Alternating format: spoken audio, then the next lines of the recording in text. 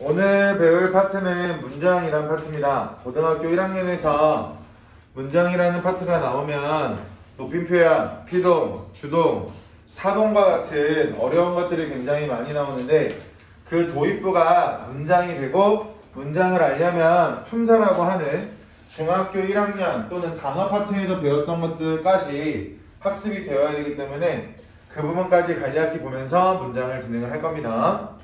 교과서 보시면 교과서에는 문장 성분의 개념이라고 먼저 나와 있는데 문장 파트를 공부할 때 문장 성분의 개념을 먼저 보시면 안 돼요.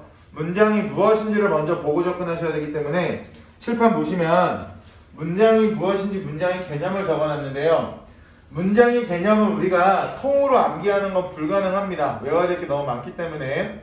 그래서 문장이 뭐야 라고 말할 때 항상 내용과 형식으로 나누어서 접근하시는 게 가장 효율적인 학습이 되세요. 예를 들어서 문장이라고 하는 건 내용상 생각이나 느낌 등을 완결된 내용으로 제시를 해야 문장이라고 할 수가 있고요. 형식적인 조건은 일단 문장부. 여기서 말하는 문장부라고 하는 건 예를 들어서 뭐뭐 했습니다 라는 평서문으로 끝나면 우리가 뒤에 점을 찍죠. 이러한 점과 같은 것들을 문장부호라고 할 거고 물음표와 같은 것들도 문장부호라고 할 거고 느낌표와 같은 것들도 문장부호라고 할 거야. 이러한 문장부호가 있어야 문장이라고 할 수가 있다. 두 번째 2번 항목이 굉장히 중요한 건데요. 두 번째는요. 반드시 한 번에 주어와 서술어가 존재해야지 우리는 문장이라고 설명을 합니다. 그럼 만약 시험 문제에서 문장이란 문제가 나온다면 내용적 측면에서는 생각이나 느낌 등을 완결된 내용으로 표현을 해야 되고 형식적 측면에서는 문장 주어와 반드시 한 번의 주어와 서술어가 있어야 된다라고 정의를 내리시면 문장과 관련돼서 문장의 개념이 잡힌다라고 볼 수가 있을 겁니다. 그렇게 문장이라고 하는 파트를 배우고 나면 문장 성분이라는 파트가 나올 텐데 교과서 보시면 문장 성분의 개념이라고 나와 있습니다. 문장 안에서 문장을 구성하면서 밑줄 일정한 문법적 기능을 하는 각 부분이라고 나와 있는데 그 부분을 여러분들이 칠판에 보시는 것처럼 문장 안에서 일정한 문법적 기능을 한다라고 제가 동일하게 적어놨습니다. 이 말은 빨간 색깔로 나와 있는 것처럼 A라고 하는 녀석이 또는 B라고 하는 녀석이 문장에서 무슨 역할을 하는가를 따지는 것을 문장 성분이라고 설명을 합니다. 그럼 역할이라고 하는 건 항상 변화가 생길 수밖에 없겠죠. 예를 들어서 여러분들이 학교나 학원에 계시면 학생의 역할을 할 거고요. 집에 가시면 자식의 역할을 할 거야. 그럼 여러분들이라고 하는 개인이 존재하지만 각각의 개인들은 상황에 따라서 다른 역할을 할 거 아니에요. 이러한 것이 문장 성분이라고 설명을 하고요. vs 품사라고 적어놨는데 문장 성분과 품사가 제일 많이 헷갈리는 포인트 중에 하나입니다. 품사라고 하는 건 문법적 성질이 공통적인 것끼리 묶어놓은 갈래야. 근데 우리가 문학 공부할 때 갈래라고 하는 것을 배웠던 것처럼 갈래라고 하는 건 변화가 없어요. 정말 특정한 상황 제외하고는 갈래라고 하는 품사는 변화하지 않습니다. 그렇기 때문에 개별 단어가 가지고 있는 성질이라고 정리가 되어 있는데 이것을 예를 들어서 보시면 민주가 있어요. 그럼 민주는 일단 1번 집에서 딸이죠. 신분상 학생입니다. 민주가 굉장히 착하고 순한 성격을 가지고 있다라고 가정을 해볼게요. 그러면 민주가 학교에 있거나 민주가 집에 있을 때 민주는 학교에서 학생 역할을 할 거고 집에서는 딸의 역할을 할 거야. 하지만 민주가 가지고 있는 성격은 학교에서도 착하고 온순할 거고 가정 내에서도 착하고 온순하겠죠. 이런 식으로 상황에 따라서 역할이 달라지는 이러한 것들을 문장 성분이라고 설명을 하고 상황이 어떠한 것 간에 상관없이 자신의 성격이나 성질이 그대로 유지가 되는 이 뒷부분을 우리는 품사라고 설명을 한다고요. 그래서 문장 성분과 품사를 구분하는 가장 기본적인 방향은 성격이 바뀌느냐 바뀌지 않느냐 변화 가능성이라고 보시면 좋을 것 같고요. 그것도 어렵다라고 생각하시는 분들은 품사는 무조건 무슨 사로 끝나요. 예를 들어서 품사는 수사, 명사, 관형사처럼 사라고 하는 글자로 끝나고요. 우리가 오늘 봐야 되는 가장 중요한 문장 성분이라고 하는 건 무조건 무슨 어라고 종료를 합니다. 예를 들어서 주어, 관형어 이런 식으로. 그래서 문장 성분과 품사가 구분하기 어려우신 분의 끝에 어로 끝나냐 사로 끝나냐 라고 하는 기준점을 세워놓고 접근하시는 것도 나쁘진 않아요. 그럼 이러한 본격적으로 들어가 보시면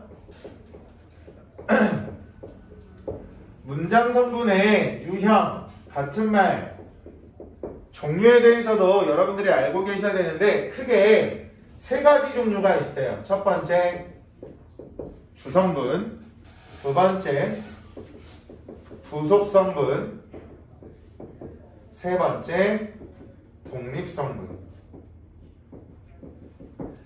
그래서 문장 성분의 유형은 크게 세 가지로 분류된다라고 기준점을 잡아 놓으시고 교재 보시면 2번 문장 성분의 종류라고 나와 있죠?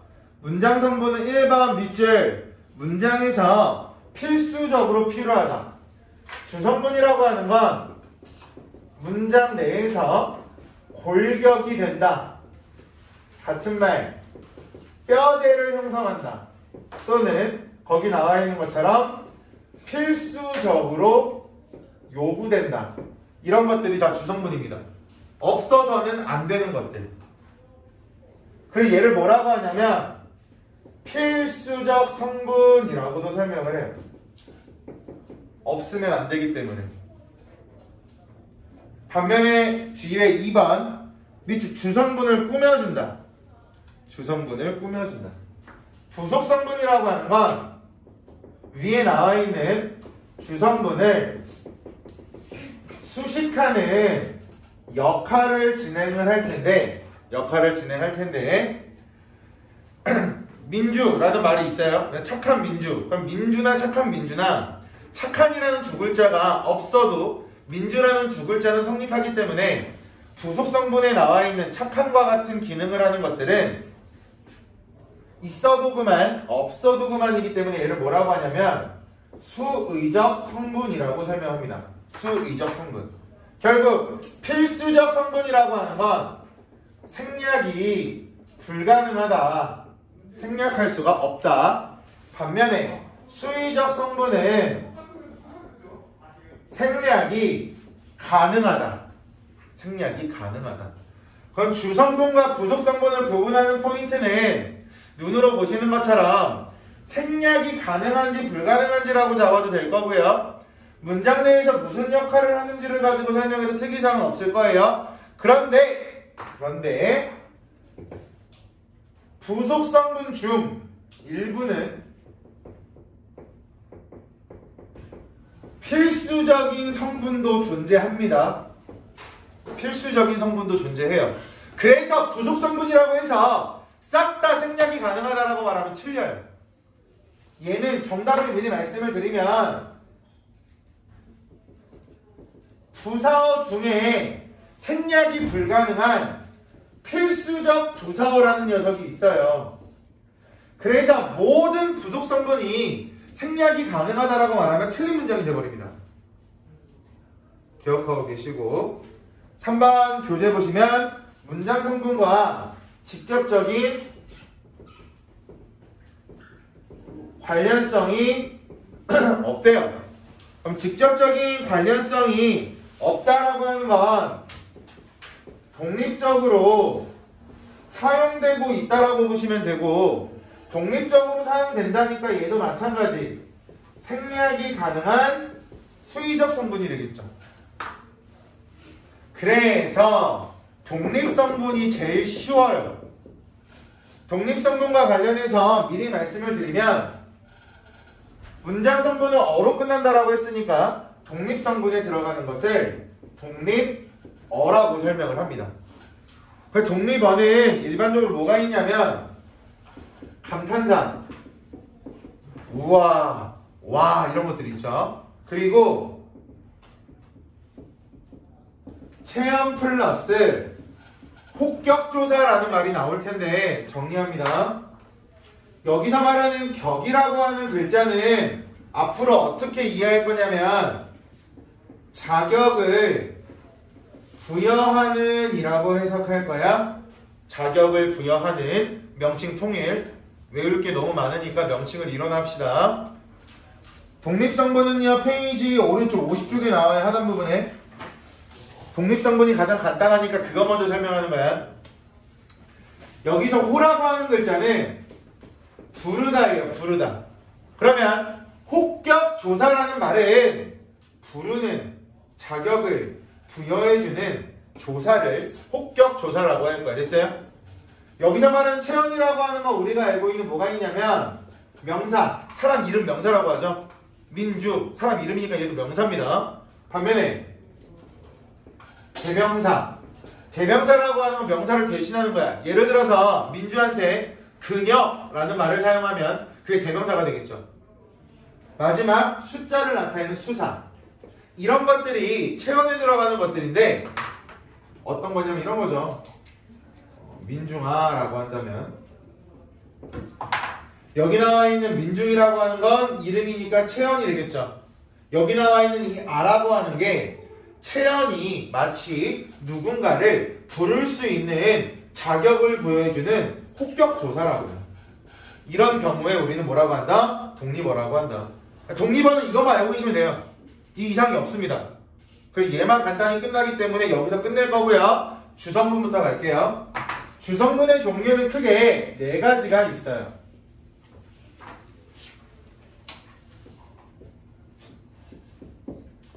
주성분의 종류는 크게 4가지가 있는데 이미 우리는 주성분에 들어가는 2가지를 배웠습니다. 어디서? 문장의 개념에서. 문장을 이루기 위해서 반드시 뭐가 있어야 된다고 했어요? 얘들아, 한 번에 주어와 서술어가 있어야 된다고 했잖아요.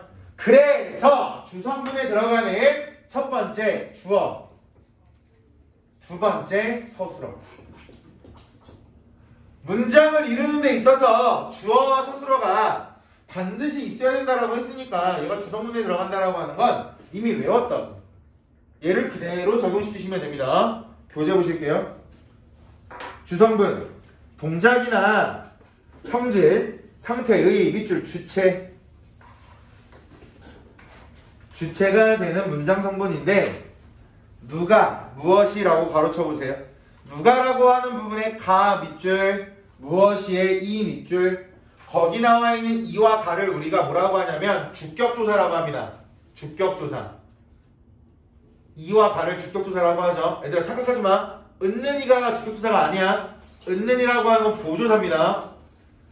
주격조사라고 하는 말은 격이라는 글자를 자격을 부여하는 이라고 바꿨으니까 이 글자를 주라고 바꾸면 주어에 자격을 부여해주는 조사를 주격조사라고 한다고. 그러니까 격조사의 격이라는 글자를 공식처럼 알고 계시면 모든 것들이 적용이 된다. 교재 보실게요. 교재 보기 전에. 그러면 어떻게 주어를 만들 수 있냐면 체험 뒤에 주격조사가 결합하면 가능하겠죠. 꽃이라고 한다면 이라고 하는 게 주격조사잖아요. 꽃이라고 하는 건 명사가 될 거고. 두 번째,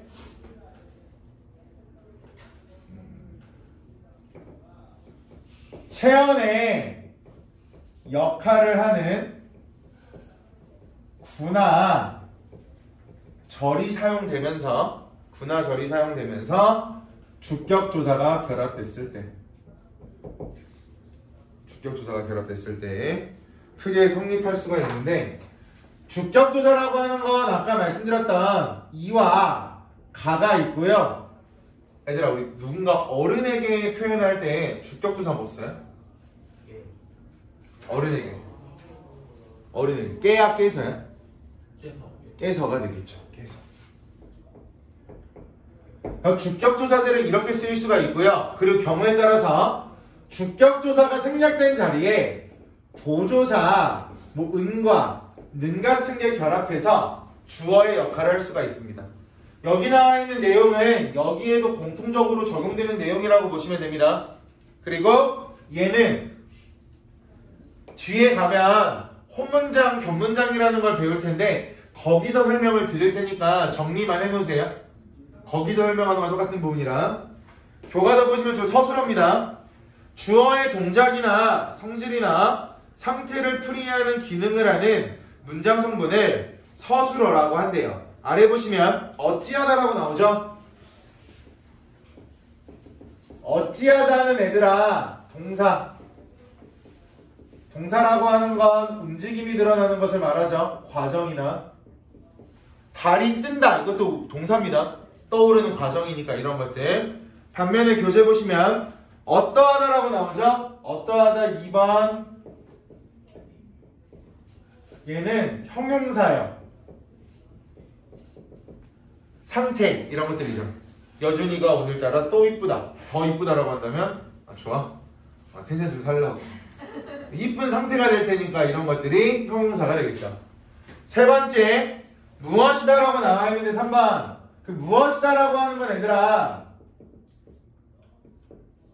체연 플러스 서술격 조사가 결합했을 때요. 체연 플러스 서술격 조사가 결합했을 때.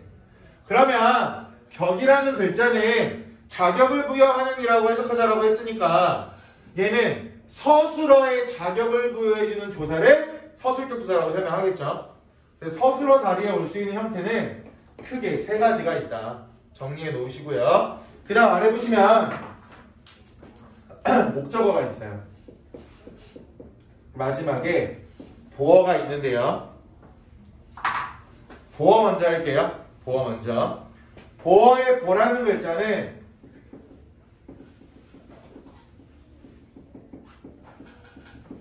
보충해주는 말인데 무엇을 보충해줄 거냐면요, 의미를 보충해줄 겁니다. 어떤 경우냐면 서술어에 되다와 아니다가 올 때 반드시 필요하다. 보어라고 하는 건 다 필요 없고요. 되다와 아니다만 기억하시면 됩니다. 예를 들어 드릴게요. 물이 되었다. 그러면 얘가 문장인지 아닌지를 볼 때는 여기 나와 있는 문장의 개념을 적용시킬 거야. 간다. 물이 주어져, 되었다, 서술어져. 그럼 얘는 형식에서 2번 조건을 만족했습니다. 그리고 문장 부호가 있어야 된다고 했는데 여기 온점이라는 문장 부호가 나와 있으니까 마찬가지 형식적인 조건은 만족했죠. 근데 내용이 완결되어야 된다고 했습니다. 물이 되었다. 의미가 완벽해요? 아니면 불충분해요? 불충분하죠. 미완결되어 있습니다. 그래서 우리가 가운데 뭘 적어? 얼음이 뭐 또는 수증기가 라고 이렇게 적을 거야. 이렇게 의미를 보충하기 위해 가운데 오는 얘네들을 뭐라고 하냐면 보어라고 설명을 해요. 되셨어요? 그런데 보어의 자격을 부여해주는 복격조사는요, 이와 가가 있습니다. 그럼 문제, 위에 나와 있는 주격조사도 이가였죠. 여기 나오는 복격조사도 이가죠. 이 두 가지 어떻게 구별할 거야, 얘들아?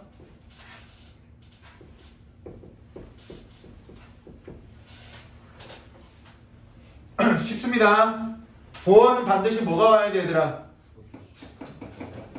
되다와 아니다가 올 때만 쓰인다라고 했죠. 그러면 1번 서술어를 확인하세요. 이가 동일한데 주어인지 보어인지 모르겠으면 서술어 먼저 보라고. 되다와 아니다가 없으면 얘는 무조건 주어져. 근데 되다와 아니다가 있어. 그럼 2번 되다와 아니다와 가까운 문장 성분이 보어가 됩니다. 예를 들어서 물이 얼음이 되었다. 되었다라고 하는 서술어랑 가까운 건 물이야 얼음이야? 얼음이니까 얘가 보어고, 되다보다 거리가 조금 더 먼 이 물이가 뭐가 된다? 주어가 된다. 이렇게 구분하시라고요. 주어랑 보어를 구분하기 어려우신 분들은 이 두 가지를 기억하고 계시면 좋으실 것 같습니다. 됐어요? 목적어 가겠습니다. 목적어는요, 이걸 기억하셔야 돼요. 서술어 자릿수의 영향 때문에 주성분이다. 서술어 자릿수의 영향 때문에 주성분이다 라고 하는 저 멘트를 기억하셔야 되는데요.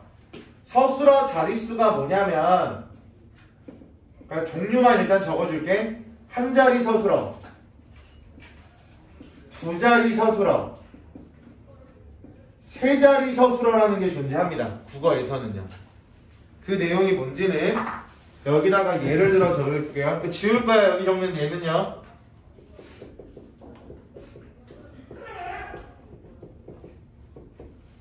저 아저씨 오늘 왜 저래?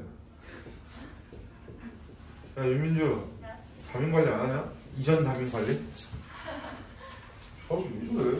고맙습니다. 서술어 자릿수라고 하는 건 간단하게 보면 서술어가 필요로 하는 문장 성분의 개수를 서술어 자릿수라고 한다라고 기억하시면 돼요. 서술어가 필요로 하는 문장 성분의 수.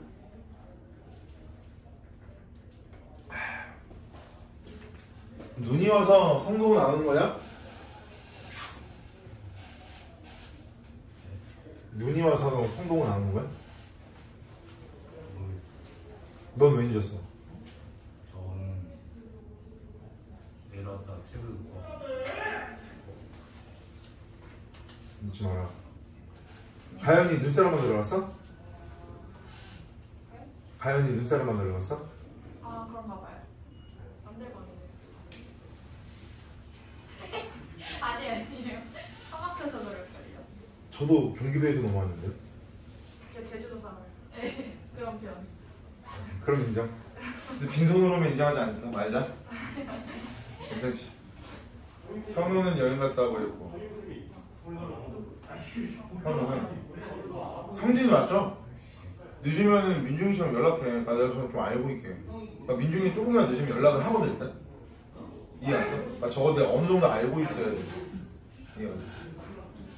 야, 다음 시간에 이거 안 찍는다. 대놓고 말할게. 다음 시간 영상 촬영 안 한다. 영상을 찍을 줄 알고 애들이 늦게 온 것 같은데? 양아치들. 왜? 집에서 복습하게. 민지야, 그럼 너가 애들 지각 안 하게 한 번만 해줘. 못 찍을게. 야, 이거 믿고 애들이 늦게 온 것 같아. 장쌤 보충해주냐? 아니요. 근데 장쌤 시험에 어떻게 다 오지, 셋이니까. 네. 나만 문제잖아. 장쌤이랑 수술 바꿀까? 장쌤한테 얘기를 다니네. 원래 한시 특강은 이렇게 똑같은 특강이잖아 지금 나랑 장쌤이랑. 한시 특강은 짬이 안 되는 사람이 들어가는 거야. 이해가요? 장쌤이 저보다 더 오래됐잖아요. 1시부터 수업이 편해, 3시부터가 편해. 그러니까 이제 짬대로 해드리는 거죠. 못 바꿔, 받고 싶어. 아니 짬이 안 돼. 도대체 왜 저래 가봐. 민재 이런 데 서봐. 서서 봐봐. 보이지 않아? 보여. 얼마 지금 알겠습니다. 예를 들어볼게요. 나는 학생이다. 한번 보자 얘들아. 학생이라는 체현이 있고요. 이다라는 서술격 조사가 나왔죠. 얘는 서술어가 될 거고 얘는 주어가 될 겁니다. 여기 온점이 나왔네. 의미상 완결되어 있어요? 미완결되어 있어요? 나는 학생이다. 완결되어 있죠? 그러니까 여기서는요 빠진 게 없어. 얘 자체로 문장을 이룰 수 있다고. 특이사항 없죠? 그러면 학생이다라고 하는 서술어는 자신을 제외하고 문장성은 몇 개 필요로 해? 한 개. 그러니까 몇 자리 서술어다? 한 자리 서술어다. 이 말 하는 거야. 됐어요? 두 자리 볼자. 아무거나 볼게 하나씩만. 나는 먹었다. 주어져. 서술어죠. 문장보호 나와 있죠. 이따 얘기하자. 빨리 앉아. 오늘은 어떤 사유로 늦었는지 기대하고 있습니다. 알겠습니다. 나는 먹었다라고 했을 때 얘들아 내용이 완결돼요? 미완결돼요? 미완결이죠. 왜? 무엇을 먹었는지가 확인이 안 되니까 여기다가는 예를 들어서 뭐 과자를 먹었다라는 뭐가 필요로 하다? 목적어가 필요로 할 거야. 그러면 서술어를 빼고 필요한 문장 성분의 개수가 주어 하나, 목적어 하나니까 얘를 몇 자리 서술어라고 한다? 두 자리 서술어라고 한다. 그래서 목적어가 주성분에 들어가는 이유는 서술어의 자릿수 때문에. 세 자리까지 보여드릴게요. 내가 주었다. 주었다는 기부의 의미가 될 겁니다. 그러면 내가 주었다 서술어죠. 온전 나와 있고요. 그럼 내가 주었다 내용이 완결되어 있어? 미완결되어 있어? 미완결되어 있을 거야. 그럼 예를 들어서 목적어 먼저 세뱃돈을 이라는 목적어를 추가했지만 완결되어 있어요? 미완결되어 있어요? 미완결되어 있죠. 그럼 가운데 뭐가 들어가야 될까요? 우리 여준이로 해줄까? 텐션 좋아지게. 여준이에게라고 한다면 이 여준이에게는 생략이 불가능한 부사어가 될 거예요. 그죠? 얘네 서술어 빼고 몇 자리가 필요한 거야 얘들아? 세 자리가 필요하겠죠? 그러니까 얘를 몇 자리 서술어라고 한다? 세 자리 서술어라고 한다.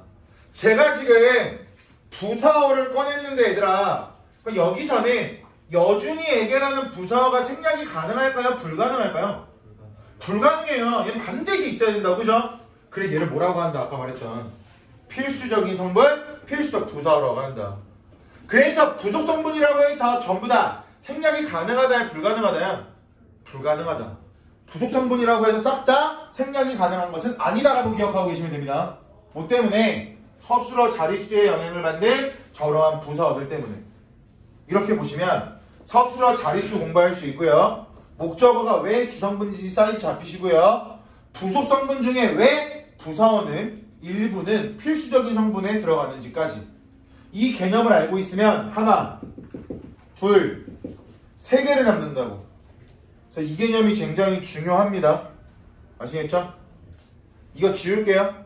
괜찮으세요? 눈사람 만들다 왔어? 오늘 왜 늦었어? 교찬 왜 늦었어? 버스를 놓쳤다. 너가 늦게 나온 게 원인이네? 네. 오케이, 두 번째. 흥성부. 버스에다 가방을 보냈어요. 어?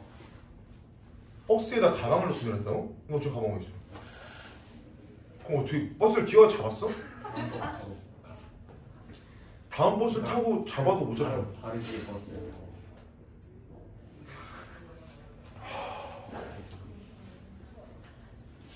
성구야, 네.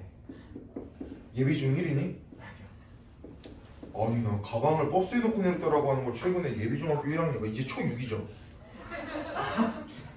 그거 보고도 어이가 없었는데 학원 버스에 가방을 놓고 내렸대. 드라마 보면서 한번 참을게. 알겠지? 오른쪽 페이지 가겠습니다. 부속성분. 부속성분에 있는 관형어랑 부사어 정리하기 전에 얘들아 아래 참고라고 나와 있는 거 먼저 볼까? 필수적 부사어라고 나와 있죠? 동그라미 쳐놓으세요. 참고. 필수적 부사어. 설명했으니까 이어서 설명해보자. 페이지 50쪽에.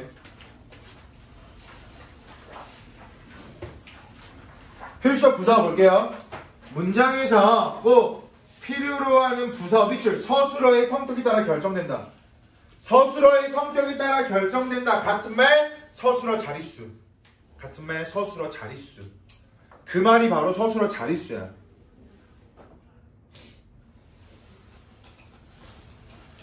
필수적 부사어를 생략할 경우 완전한 문장이 안 되니까 필수적 부사어를 생략하면 안 된다가 되겠네요. 그죠? 위에 올라가서 관형어랑 부사어를 보고 끝낼 겁니다. 문장 성분은. 관형어는요. 체언을 수식해주는 역할을 해요. 수식이라고 하는 글자는 꾸며주다라는 뜻이죠. 꾸며주다. 반면에 아래 나와 있는 부사어 뭐 종류 엄청 많죠? 서술어. 그리고 거기 뭐라고 나와 있어? 관형어, 부사어, 그리고 문장 전체를 수식하는 것을 부사어라고 한답니다. 기본 개념을 외우는 건 어렵지 않지만 부속 성분이 나오면 가장 헷갈리는 게 뭐냐면 관형어와 품사에서 말하는 관형사를 구분할 줄 아셔야 되고요. 부사어와 품사에서 말하는 부사를 구분할 수 있어야 됩니다. 이건 오른쪽에 나와 있는 예문 적어놓고 보여드릴게요. 예를 들어 볼게. 푸른 하늘이라는 글자가 있어요. 근데 여기서 우리는 어떤 것만 볼 거냐면 푸른이라는 두 글자만 놓고 볼 텐데 푸른이라고 하는 두 글자에 품사를 찾아볼 거고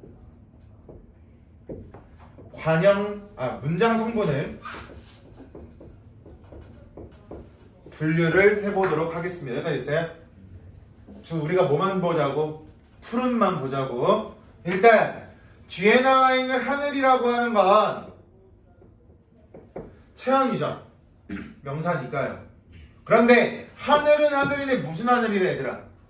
푸른 하늘이라고 뒤에 나와 있는 체언을 꾸미고 있으니까 이 푸른이라고 하는 글자는 가로 안에서 무슨 역할을 하고 있어요? 무슨 역할? 체언을 꾸며주는 관형어의 역할을 하고 있겠죠. 여기가 특이점 없죠. 문장 성분은 뭐다? 역할이다. 그런데 품사는요. 얘들아 무조건 기본형을 떠올리세요. 기본형. 푸른의 기본형은 푸른이야? 푸른의 기본 형태는 뭐야? 원래 뭐야?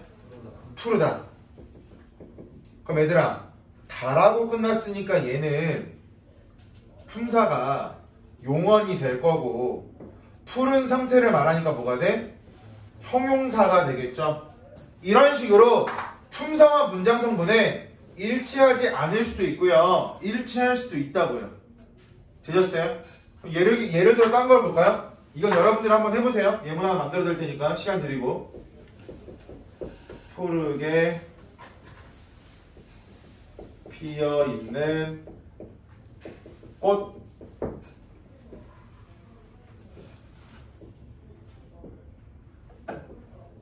마찬가지 품사 문장 성분 어떤 걸 찾을 거냐면 얘들아 얘 푸르게 피어있는 여기는 안 할 거야. 이 네 칸에 들어갈 정답을 한번 적어보실까요? 하나 예문 보여드렸으니까 예문에서 연습했던 것좀 똑같이 한번 해보세요. 푸르게 피어있는 꽃, 푸르게 피어있는 꽃, 푸르게 피어있는 꽃. 품사와 문장 성분 채우기.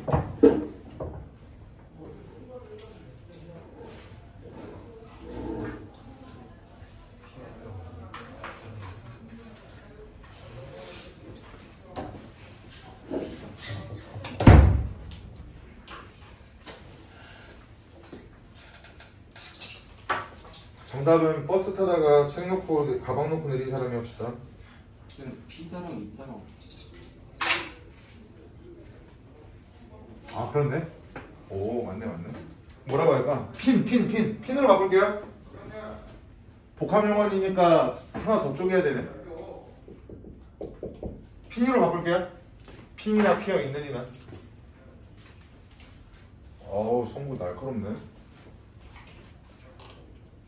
이 영상을 예비고일 애들도 보거든. 공부할 애들 내가 주고 있거든. 너의 이름이 널리 퍼지겠네. 성동고등학교에 인재가 있다. 그래서 애들이 가끔씩 여준이가 누구냐고 물어보더라고. 진짜요? 언니예요? 이렇게 물어보서 언니지 왜? 남자예요. 어? 남자예요. 아니 나 언니예요? 이렇게 궁금해서 물어보는 거야. 잘하는 언니예요? 이러길래 잘해. 내가 그랬어. 예뻐요? 이러길래 아니 그냥 기분 좋게 해주려고. 어떻게 360을 거짓말을 할 수가 있네. 하나는 이렇게 하면 하나 이렇게 하고. 알겠습니다. 일단 핀이라는 글자를 먼저 볼게요. 성구야, 핀이라고 하는 글자는 문장에서 무슨 역할을 하고 있어? 여기 먼저 채울까요? 핀.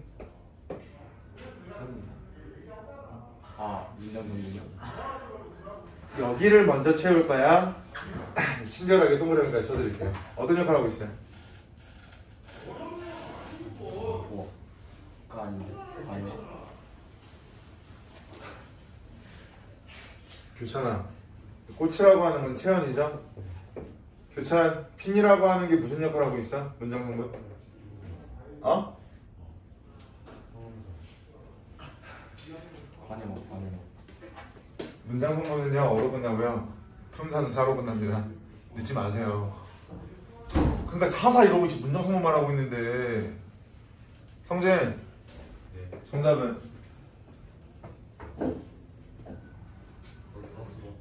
봐봐, 쟤도 지각해서 저런 거야. 잘 선우가 정답. 관영어. 뒤에 나오는 체언을 뭐 해주고 있으니까? 꾸며주고 있으니 관영어가 되겠죠. 됐어요? 민중, 핀의 원래 형태가 뭐야? 기본 형태? 피다. 얘는 관형사라고 해야 돼? 아니면 용언이라고 해야 돼? 용언이라고 해야 맞겠죠? 됐어요? 얘는 품사로 따지면 관형사가 될 수가 없어요. 반면에 앞에 푸르게 볼까요? 민주야, 푸르게의 문장 성분 무슨 역할이야? 부사어가 되겠죠. 왜? 뒤에 나오는 관형으로 꾸미고 있잖아요. 체형을 꾸미고 있는 게 아니잖아. 아까 적어줬잖아. 꾸미고 있는 것들. 민주야, 푸르게의 기본 형태는? 기본 형태 일단 푸르다가 되겠죠. 마찬가지 얘도 뭐가 된다? 용언이 된다. 이거 찾는 부분이 중요하다고. 되겠어요? 지각하지 마세요. 제대로 온 사람들은 아는 거고. 성동 3명 지각하니까 다 개판치는 거 보이세요? 3명 너 친구 아니랄까봐 번갈아가면서 오답을 똑같이 말하고 앉아있네. 됐죠? 지우겠습니다. 이거 교재 볼게요. 예시로 몇 가지만 연습하면 사이즈는 잡히시니까 아무 예시나 갖다가 도와드린 거고요. 거기 나와 있는 예시들 보시면 방금 봤던 거랑 동일한 부분들이 나와 있어서 크게 특이사항은 없으실 거고. 51쪽 보세요. 51쪽 보시면 우리가 아까 말했던 서술어 자릿수가 정리가 되어 있죠. 그죠?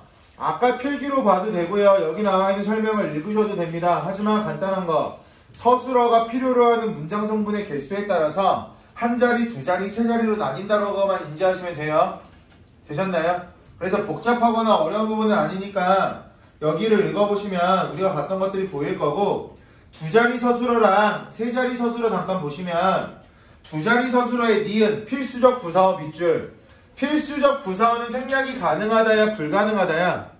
불가능하다. 그럼 모든 부속 성분은 생략이 가능하다라는 문장은 존재할 수 있다고 없다고? 없다고. 부속 성분 중에 필수적으로 필요한 부속 성분이 있으니까요.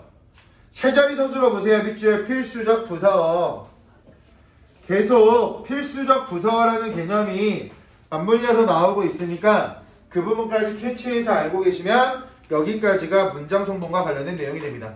되셨어요?